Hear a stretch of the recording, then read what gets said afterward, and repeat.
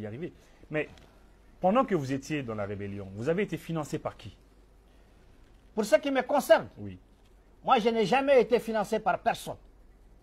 J'ai pu, par la grâce de Dieu, organiser sur la base de mes valeurs intrinsèques et sur la base de ma légitimité que j'ai de par ma communauté, qui a aussi obtenu des armes avec ses chameaux, avec ses vaches, avec tout le reste, pour les organiser et les mettre sur le chemin du Sali, qui est celui du Mali et de la République et de l'unité nationale. Par contre, ceux qui sont arrivés de la Libye, effectivement, ils ont eu le cutus et l'accord de la France de vider tous les magasins dont ils ont la responsabilité là-bas, trahir Kadhafi et de venir en échange à Zawad. Hamad Mahmoud, l'ancien ministre chargé des relations extérieures de Yémen, l'a dit, oh, il ne l'a pas caché.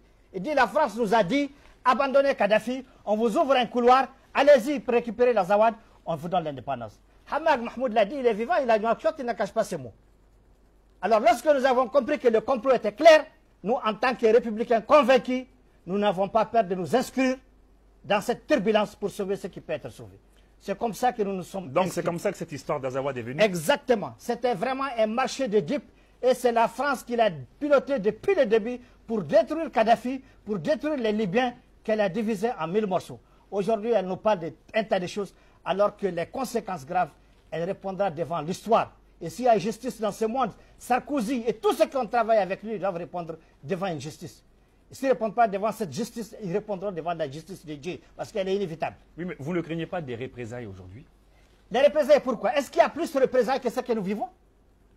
Mais j'ai l'habitude de dire que les Ivoiriens ont un adage qui dit que Cabri-Moir n'a pas peur de mourir. Il y a plus de représailles que... Vous pensez que s'il n'y a pas eu ce renversement de régime, aujourd'hui on aurait une lueur d'espoir pour dire qu'on va récupérer notre pays?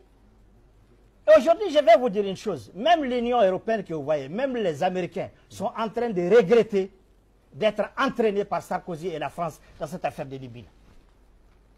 Personne n'en a tiré le grand profit. Tout le monde a... Donc, ce qui s'est passé par le passé, aujourd'hui, ça ne peut plus revenir.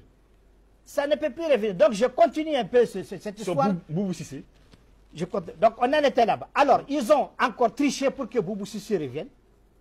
Boubou Cissé s'est investi, il s'est mis à 4 pieds pour aider la France et faire revenir les anciennes pratiques. Encore le peuple a dit niet. Et pourtant, jusqu'ici, la grande miette n'a pas pipé un mot.